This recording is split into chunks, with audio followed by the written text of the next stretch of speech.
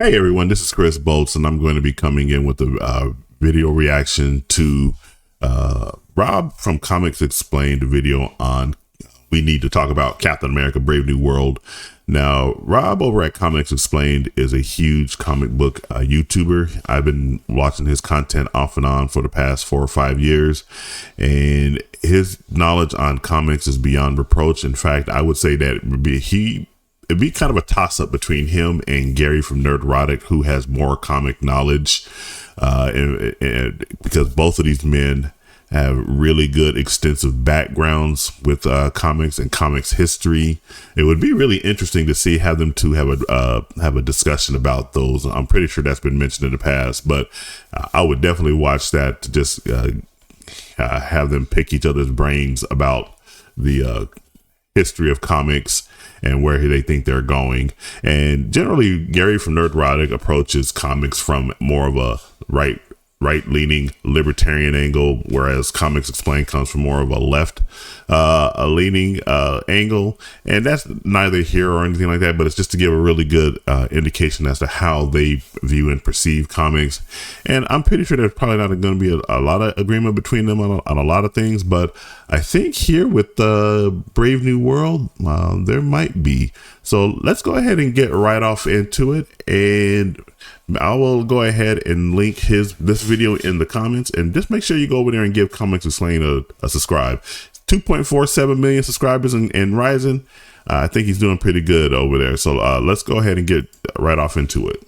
Is Rob, and I want to talk about Captain America Brave New World because do I think it was a bad movie? No, it was not a bad film. I don't think it's as bad as people are making it out to be, and I think some of that is. And let me go ahead and just stop it right there, because yes, I am in a general agreement with Rob on this. Captain America Brave New World was not as bad as, or rather is not as bad as the critics say it is, but it certainly is not as good as the audience over at Rotten Tomatoes is portraying it to be. For me, it was a meh movie in my review, which I will go ahead and link at the end of my video. I think I gave it a C, and I can be talked down to a C minus. And in fact, as I've been watching other critiques of the movie, it's starting to trend downward towards that C minus, because it really is just a mishmash of so many different types of things. It doesn't know what it wants to be, and I know some people will try to make the criticism seem, well, that's because Sam Wilson's black, and you don't want Captain America to be black. So no, that's the least of Sam Wilson's problems. Race swapping Captain America is the least of this movie's problems, and there's so much that you can go on with regards to it, and I think it does a huge disservice that's the reflexive nature that so many will have when it comes to this movie, is that they think that because the protagonist is black, that means that's the sole criticism of the movie, when in fact it is not. There are so many different places to criticize this movie. I wrote an article for my Substack, and I mentioned 3 things on that. And one of them was not race whatsoever. So let's go ahead and get back to what Rob has to say. It's coming from a place of unrealistic expectations, right? People kind of looking around and saying, okay, every movie has to be as good as Avengers Endgame now. The problem with that is that Avengers Endgame was only as good as it was because of everything that had happened beforehand. If that had been like the first movie they released, it wouldn't have felt nearly as impactful as it did, right? But, again, kind of focusing on Captain America Brave New World here, the reality and everything was that, no, is Endgame a good movie? It's an okay movie. And the reason why it's an okay movie is because it relies too much upon the time traveling trope as a plot device. And I hate time traveling as a plot device. Multiverse is right up behind that as a plot device, because each one basically removes the stakes from the movie itself, or from whatever story is being told. I mean, if you can simply go back in time to undo everything that you've done, or just saying, oh, that belongs in some other multiverse. It's a multiverse and everything like that. So what's the entire point of the storytelling? Now, as far as whether or not Endgame can be a standalone movie, I suppose it can. Phases 1 through 3 definitely does help build up the entire rationale and world for Endgame. But I think if we were to go in there and watch Endgame by itself, we would have still a pretty good understanding of what's going on. We would know that Thanos was the big bad throughout the entire movie. We would know that they're going back to undo the damage that he's done and everything like that. We would see all these characters coming back. So I think as a standalone movie, it could work. But the same cannot be said of Brave New World. And I'm pretty sure Rob is going to go out and get into that. So let's go ahead and get back into it. Is that I didn't really come out of the movie caring any more about the character of Sam Wilson than I did before I went in.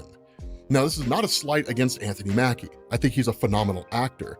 I think this is Marvel not understanding the importance of the film that they were making. Because outside of the Fantastic Four, this is one of the most important films that they're going to make. And the reason for this is twofold. The first is because Sam Wilson is the new Captain America. He's always been Falcon. We don't really know much about him. We don't know how he would function as Captain America. And so this was Marvel's chance to pitch him to us. Say, hey guys, Sam Wilson's the new Captain America. It's a new age in the Marvel Cinematic Universe, and you guys are gonna love it. Here's why.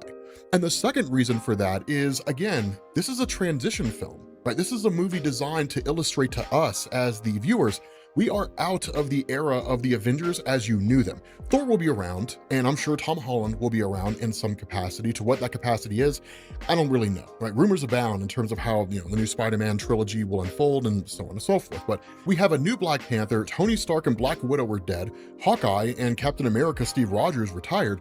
So this is a new age. And in reality, when it comes to both of these two things, I don't think that Marvel did a very good job with either one. So let's. And I completely agree with that. I completely agree that Marvel did not understand the movie they were creating. They didn't understand the character of Sam Wilson. They didn't understand the importance of this character being used as a transition character. They tried to do the same thing with Ant-Man and Wasp and Quantumania, and that movie fell completely flat on its face. And the same is going to happen here because this movie is underperforming Ant-Man and Wasp Quantumania. So it's going to happen the same thing here with this character, and it's pretty much because it's Disney Marvel's own fault, rather. They didn't take the time to go back and watch their own properties or read any of the comics. And I'm not saying that they had to copy everything from the comics. I think I'm not of the mindset that everything has to be comic book accurate. The MCU should be able to tell its own story and stand alone and whatnot. And for a while they were doing that.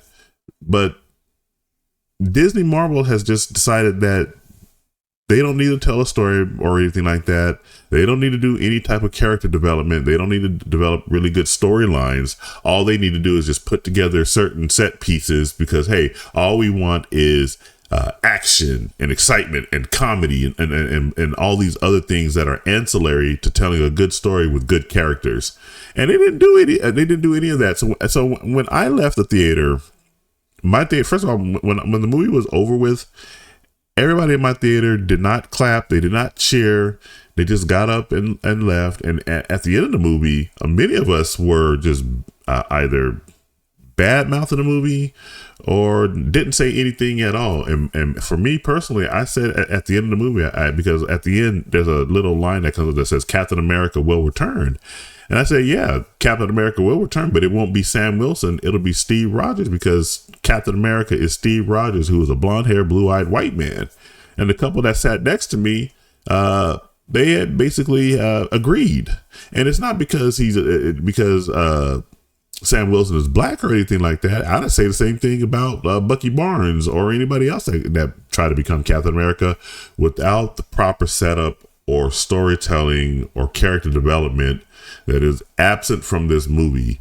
At the end of this movie, no one feels that Sam Wilson has earned the title of Captain America. In fact, the movie goes out of its way to try to tell you why Sam Wilson is not Captain America. I mean, the line, they have the line in there where the president, Thunderbolt Ross, tells Sam Wilson, matter of factly, you are no Steve Rogers.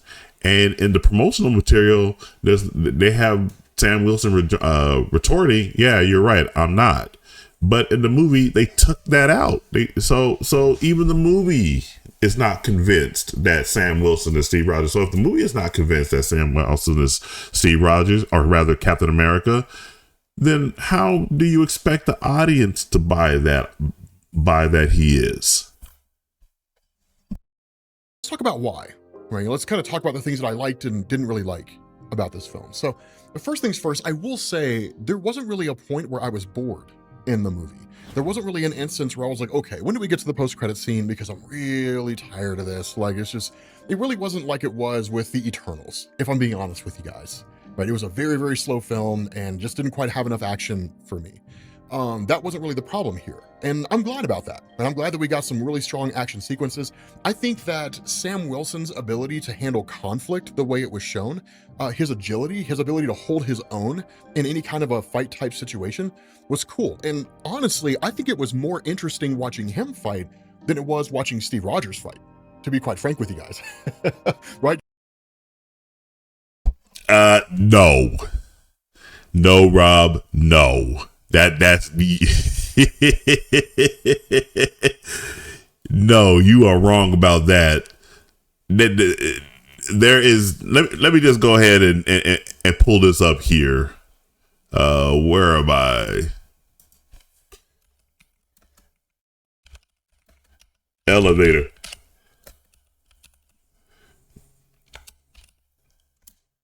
Okay. This right here. Sorry about what happened with Fury. Just take a look at this. Thank you.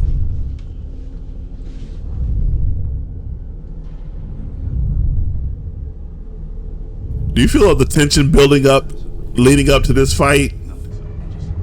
Even the tension leading up to the fight is fascinating. Records. Confirmed.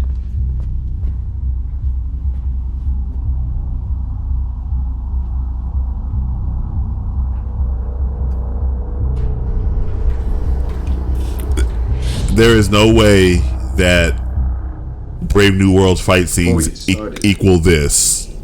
Does anyone want to get out?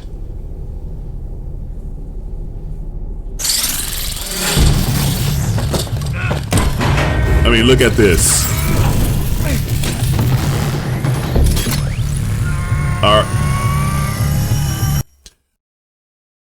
All right, I'm not going to go in there and play the entire thing, but you guys get the idea. That's from Captain America Civil War. So no, Rob is wrong on that one.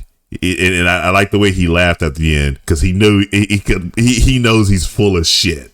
He knows he's full of shit saying that the fight scenes in Brave New World are better than the fight scenes in any other Captain America movie. Come on now, Rob. You wrong for that. Just like flying and bobbing and weaving. There were some great callbacks to moments across the history of the Marvel Cinematic Universe. There were some callbacks to Iron Man 1. There were some callbacks to The Winter Soldier. So again, it was cool to see and kind of experience a little bit of nostalgia for, movies gone by, and kind of be able to, at least on some level, revisit those moments, albeit modified in order to fit the context of the film. But the biggest issue that I had with it is that it really felt more like Marvel had a whole bunch of plot threads they wanted to resolve. And so they put them all into one movie. They slapped the name Captain America on it and then threw it out there, which I guess makes sense. Right? Captain America Brave New World sounds like a far more interesting title than like Captain America Unresolved Plot Threads. But I think the issue with that is it felt like a movie with no real identity. And it felt like a movie that didn't know what story it wanted to tell.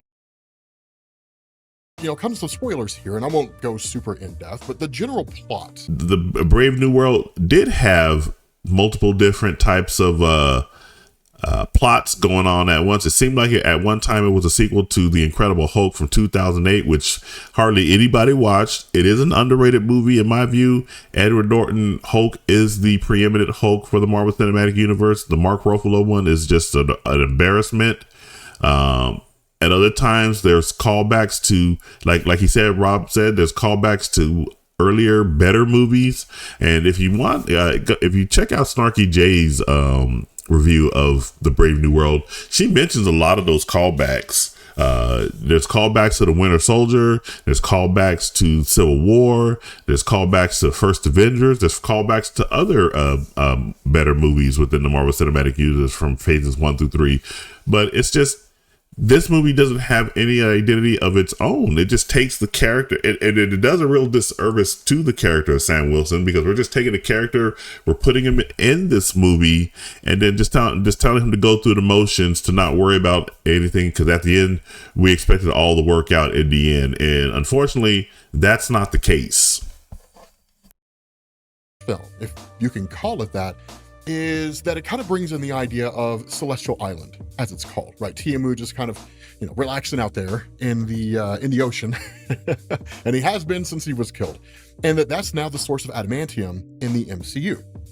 And while it's not explicitly stated, the idea seems to be that with the United States and Japan working on a kind of treaty that would allow them access to Celestial Island, that if this treaty doesn't succeed, you would essentially see a kind of resource war in the MCU, right? All these countries vying for control of Celestial Island. But if the United States and Japan can lock it down, then at that point, right, everybody has to go through them. So kind of providing some measure of order to what would otherwise be a very chaotic situation.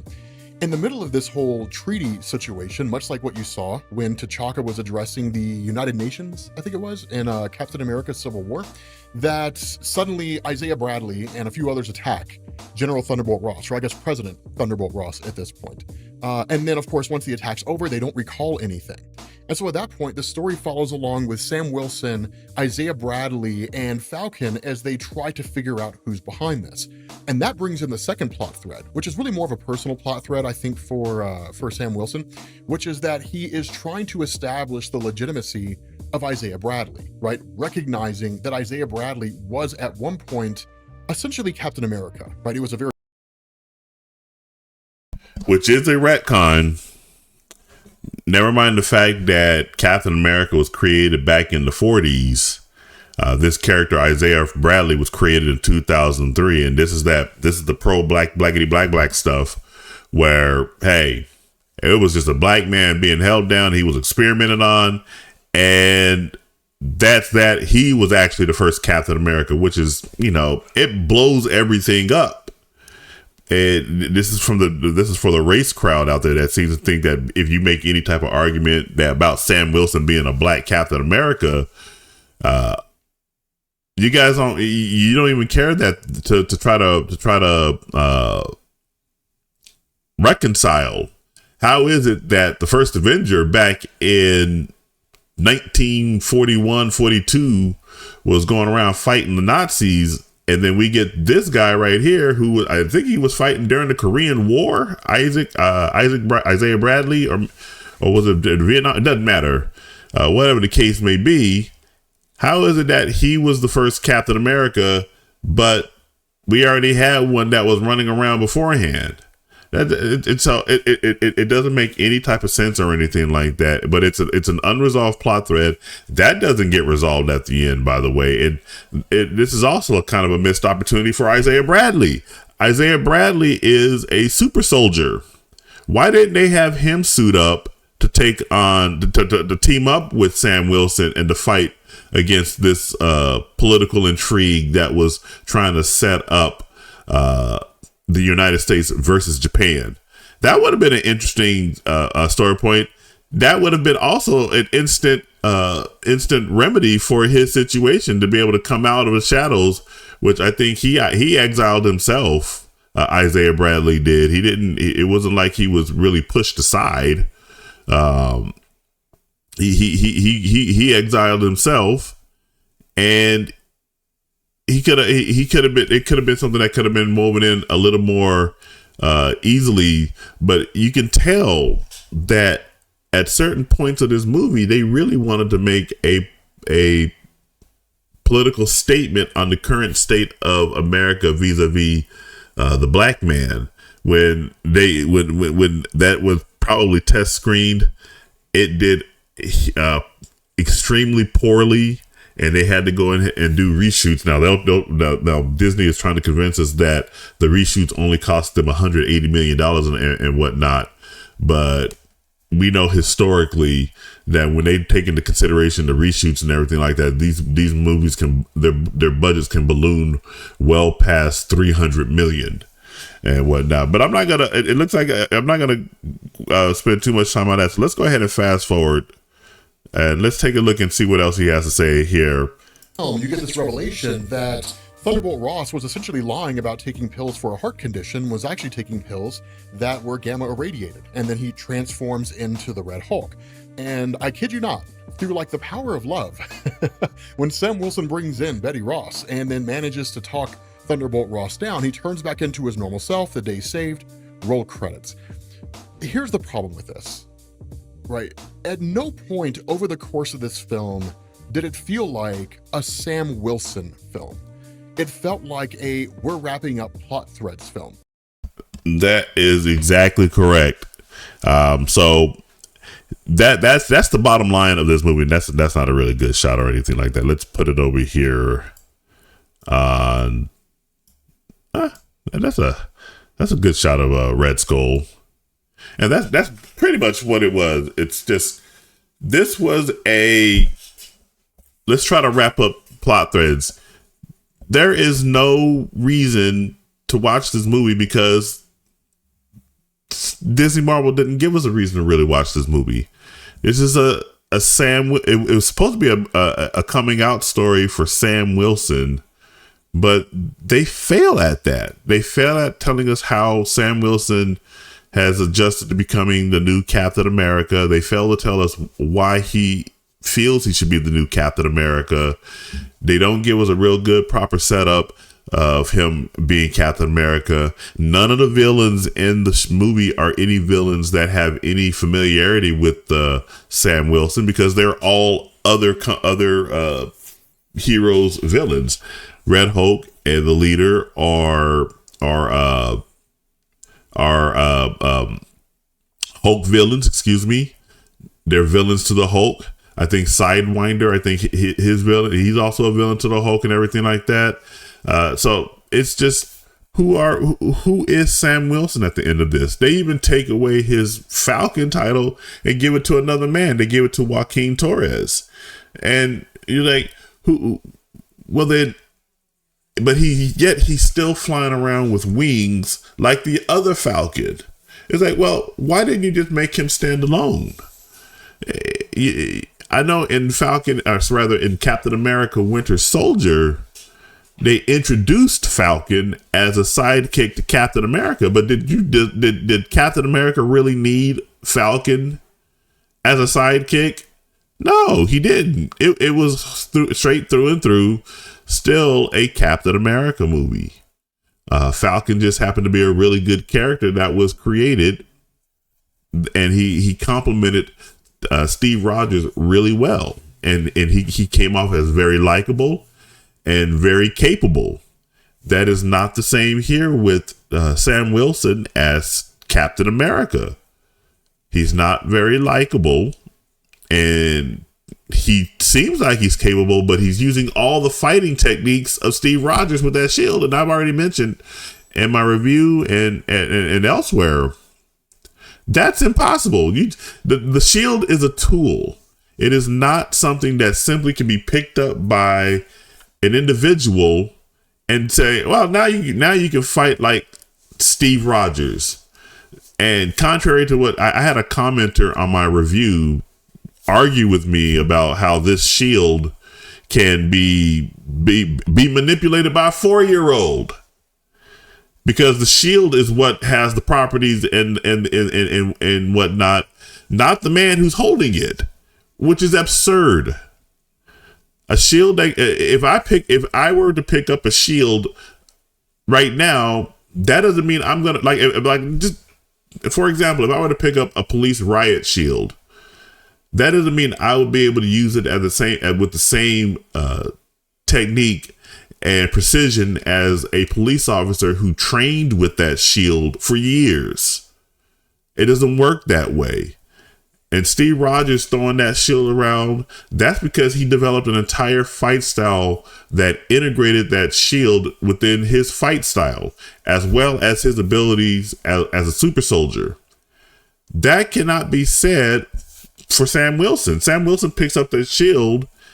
He's not going to suddenly become a super soldier with the shield and start throwing it around and kicking it around and making it bounce all over to and fro, and then catching it with the same at the same velocity as he threw it. That hurts the believability of the movie, and many people have pointed that out and everything like that. But for this commenter, even with the movie pointing out how absurd it is, he still wants to argue about it. But to wrap this all up, because I don't want this to become a too long a video or anything like that. It's already at 30 minutes. Go check out Rob's video if you want to see the entire thing, because he's making some really good points. Other than talking about, other than saying that the fight scenes in Brave New World were better than Captain America movie. I mean, look at this one right here. Look at that fight. Look at this fight between him and Red Skull. Come on, do you really think Brave New World was better than that? Stop. But yeah, go check out the final or the remaining video of Rob. I'll leave a link to the video in the description, and let me know what you guys think about this. Jump down in the comments, let me know what you're thinking, and make sure you do like, share, subscribe, and turn on post notifications so you'll be notified when I go live or post videos like this. Thank you very much. My name is Chris Boats, and I will catch you in the next video. Take it easy.